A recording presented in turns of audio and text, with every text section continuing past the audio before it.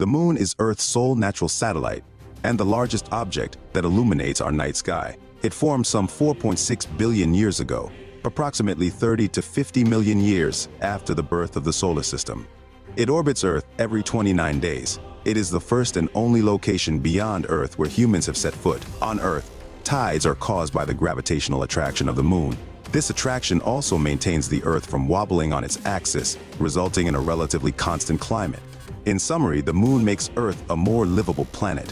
What if it suddenly accelerated and began driving toward Earth? In that case, the moon will come into contact with our surface after around a year.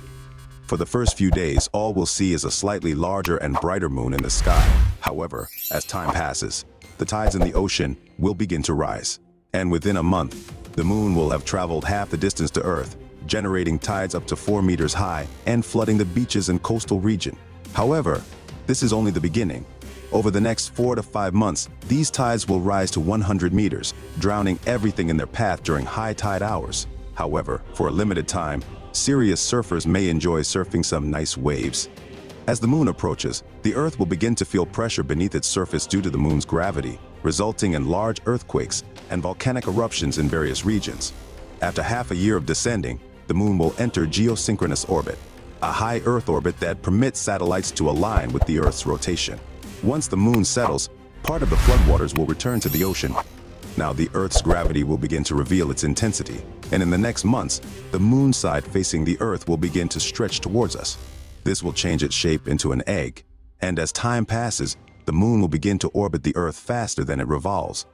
Although this would lessen the tides, the most of them will return to the sea. However, this quicker rotation will trigger even more earthquakes and volcanic eruptions as the smoke and dust it produces would obscure the sun, resulting in darkness around us. Then, a lack of sunlight and toxic chemicals would lower the temperature and cause acid rain, which could wipe out vegetation, animals, and most humans, and after 12 months since losing its place. The oval-shaped moon will enter its final phase as it approaches the Roche limit. But what is the Roche limit? In astronomical physics, it is the point at which the gravity that holds a satellite together is weaker than the tidal forces that try to separate it. In other words, the moon may only approach Earth at a distance of 18,470 kilometers before tidal forces would tear it apart. All of the footprints and flags we've left on the moon, as well as its craters and valleys, would scatter to form a spectacular ring of debris over Earth's equator, 37,000 kilometers wide. Earth becomes the planet with rings in the solar system, just like Saturn. The difference was that our rings wouldn't last very long.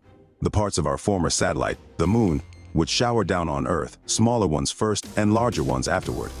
It would be as if hundreds of thousands of asteroids were falling on us, destroying entire cities in the process. But, good news, this will never happen. In fact, the moon moves away from us at a rate of 4 centimeters per year. So, it's improbable that we'll be able to glimpse those beautiful Saturn-like rings from Earth. If you enjoyed the video, please remember to like, subscribe, and leave a comment.